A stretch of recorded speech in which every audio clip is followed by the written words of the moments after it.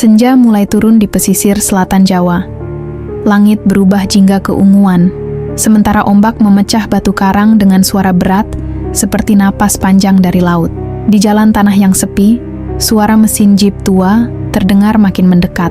Di dalamnya ada 4 anak muda, wajah-wajah penuh semangat petualangan: Rani, Bayu, Tari, dan Dimas. Mereka adalah pembuat konten alam bebas yang senang menjelajahi tempat-tempat terlarang. Kali ini, tujuannya adalah sebuah pantai terpencil yang katanya sudah ditutup bertahun-tahun karena sering memakan korban. Tapi bagi mereka, justru itulah daya tariknya. Mobil berhenti di depan sebuah papan kayu besar yang sudah lapuk, catnya terkelupas, tulisan di atasnya pudar namun masih bisa dibaca. Dilarang ganggu pantai ini, jangan datang saat kabut turun. Rani merekam papan itu dengan kamera, tersenyum ke arah lensa sambil berkata, "Katanya pantai ini berhantu, tapi kita akan buktikan kalau itu cuma mitos." Bayu menertawakan ucapannya, menambahkan bahwa tempat seperti ini cocok untuk menambah jumlah penonton. Dimas hanya diam sambil melihat sekeliling, merasa ada yang aneh dengan keheningan di sekitar. Tidak ada suara burung, tidak ada angin yang berhembus seperti biasanya. Seorang lelaki tua muncul dari arah gubuk nelayan di tepi jalan. Kulitnya gelap terbakar matahari, matanya tajam tapi penuh kekhawatiran. Ia memperingatkan mereka agar tidak turun ke pantai menjelang malam. "Kalau kabut turun, jangan satu pun tetap di sana," katanya dengan suara parau. "Laut di sana tidak suka diganggu." Tari tersenyum sopan dan mengangguk. Tapi setelah lelaki tua itu pergi, ia justru tertawa kecil dan berbisik, "Takut amat, cuma kabut." Mereka pun melanjutkan perjalanan. Mobil perlahan melewati jalan menurun, menuju pantai yang tersembunyi di balik tebing. Begitu mereka tiba, pemandangan itu memang luar biasa indah. Lautnya hijau kebiruan, pasirnya lembut seperti tepung, dan tebing di sisi barat memantulkan sinar matahari terakhir. Namun di balik keindahan itu, ada suasana aneh yang sulit dijelaskan. Udara terasa lembab dan dingin, bahkan sebelum matahari sepenuhnya terbenam. Rani mengatur tripod kamera, Bayu memeriksa baterai drone, sementara Dimas menatap laut yang perlahan berkilau di bawah cahaya jingga. Tari berjalan sendiri ke arah ujung pantai. Di sana, ia menemukan sebuah sesajen yang tampak baru. Bunga melati yang masih segar, sebatang dupa basah, dan batok kelapa yang berisi air. Ia menatap benda-benda itu dengan rasa penasaran, lalu menendangnya pelan. Bunga melati itu terhempas ke pasir, terurai pelan, diterpa angin laut. Saat itu, udara tiba-tiba berubah dingin menusuk. Tari berhenti, bulu kuduknya meremang. Di telinganya terdengar bisikan lembut, sangat pelan namun jelas. Suara perempuan yang berkata dengan nada penuh amarah, "Kembalikan." Tari menoleh ke kiri dan kanan, tapi tak ada siapapun di sana. Hanya suara ombak dan desiran angin. Ia buru-buru kembali ke tenda dengan wajah sedikit pucat. Bayu menatapnya dan bertanya kenapa. Tapi Tari hanya menggeleng pelan, berusaha menutupi ketakutannya, Sementara itu, matahari tenggelam sepenuhnya, meninggalkan langit kelabu. Dari laut, kabut tipis mulai naik perlahan, melingkari pantai yang sepi itu seperti napas dari sesuatu yang baru saja terbangun. Malam datang perlahan, menelan cahaya senja yang tersisa di ufuk barat. Api unggun yang mereka nyalakan di depan tenda berkelap-kelip lemah tertiup angin laut. Suara ombak yang tadi tenang kini berubah berat, seolah datang dari jauh dan menghantam dengan irama aneh. Bayu mencoba menyalakan kamera lagi untuk merekam suasana malam, tapi lensa berembun dan gambar menjadi buram. Rani duduk di tepi api unggun sambil menggigil, bukan karena dingin, melainkan karena udara di sekitar mulai terasa aneh, terlalu lembab, terlalu sunyi. Tak ada jangkrik, tak ada angin, hanya desiran ombak yang kini terdengar seperti gumaman pelan seseorang. Tari yang sedari tadi diam menatap laut tiba-tiba berdiri. Ia berkata mendengar suara seseorang memanggil dari arah ombak. Suara lembut seperti perempuan yang menyanyi. Rani mencoba menenangkannya dan berkata, "Mungkin hanya suara angin." Tapi Bayu yang ingin menangkap momen seram itu malah mengarahkan kameranya ke arah laut. Ketika ia memfokuskan lensanya, samar terlihat sosok seseorang berdiri di antara kabut yang mulai muncul dari permukaan air. Sosok itu tinggi, rambutnya panjang, dan seolah menatap ke arah mereka. Bayu berdecak, mengira itu hanya efek kabut dan gelombang. Namun Dimas merasa sesuatu tidak beres. Karena udara tiba-tiba jadi sangat dingin, bahkan napas mereka terlihat seperti uap. Mereka memutuskan masuk ke tenda untuk menenangkan diri, tapi suara dari luar semakin aneh. Ada suara langkah kaki seperti seseorang berjalan pelan di pasir basah, mengitari tenda mereka.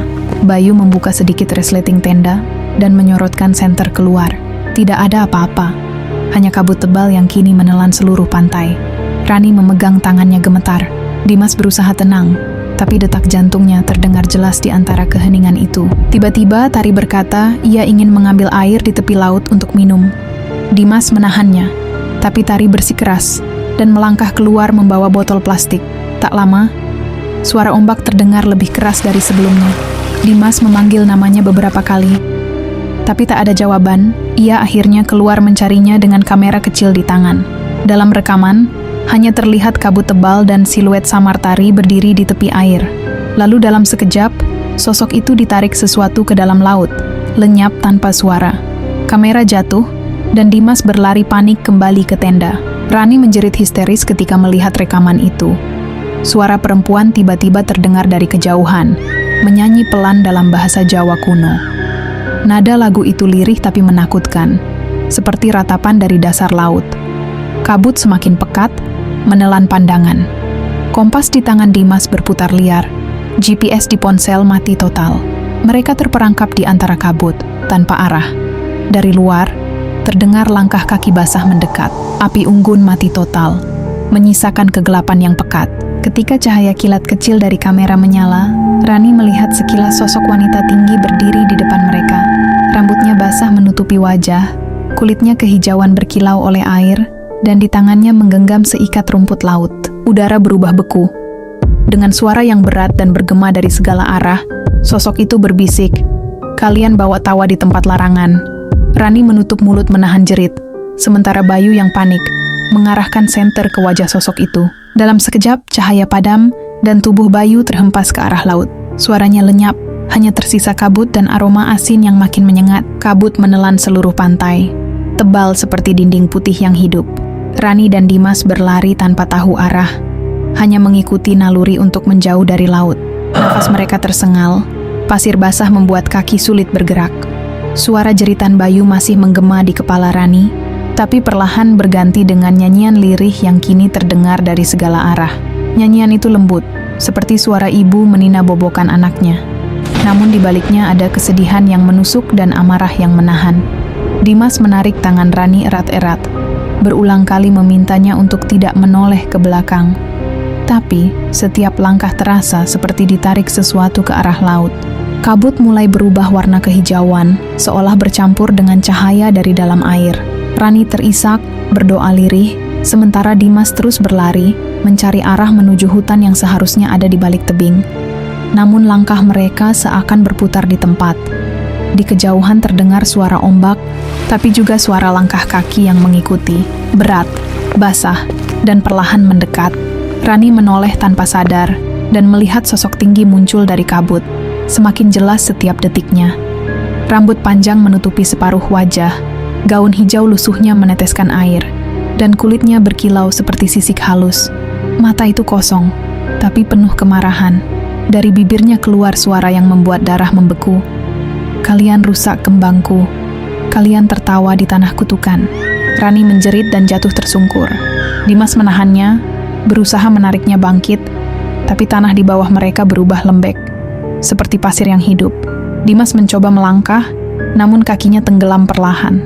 Ia berteriak memanggil nama Rani, menyuruhnya lari. Rani berdiri dengan gemetar, melihat tubuh Dimas makin tenggelam. Ia mencoba menarik tangannya, tapi dari balik pasir muncul tangan lain, pucat, panjang, berlendir, menarik Dimas ke dalam. Dalam sekejap, tubuhnya hilang ditelan tanah basah, hanya menyisakan kamera kecil yang masih menyala. Rani berlari menembus kabut, menangis, berteriak memanggil nama-nama teman yang sudah tiada. Di kejauhan terdengar suara azan subuh dari desa, samar namun nyata. Ia mengejar arah suara itu, menembus kabut yang mulai menipis. Setiap langkah terasa seperti berlari dalam mimpi buruk yang tak berujung. Udara perlahan berubah hangat, dan sinar matahari pertama muncul di balik pepohonan. Ketika akhirnya ia keluar dari kabut, Rani tersungkur di tanah keras di tepi jalan desa. Tubuhnya penuh pasir dan lumpur laut. Ia menoleh ke belakang. Pantai itu sudah hilang, Hanya sisa kabut tipis melayang di udara. Beberapa hari kemudian, warga menemukan Rani berjalan tanpa arah di jalanan desa. Matanya kosong, suaranya bergetar saat berulang kali berkata lirih, "Jangan ganggu lautnya, jangan ganggu lautnya." Polisi hanya menemukan kamera kecil yang terapung di dekat pantai. Saat video terakhir diputar, terlihat kabut tebal dan bayangan perempuan hijau berdiri di tengah laut. Rambutnya terurai, tubuhnya menatap langsung ke arah kamera sebelum layar tiba-tiba gelap. Setelah kejadian itu, warga menutup akses ke pantai tersebut. Tak ada yang berani datang, terutama saat kabut turun. Namun mereka yang tinggal dekat pantai bersumpah, pada malam tertentu saat angin laut berhembus pelan, suara tawa wanita masih terdengar di antara kabut, seolah memanggil siapapun yang berani melanggar larangan lama itu.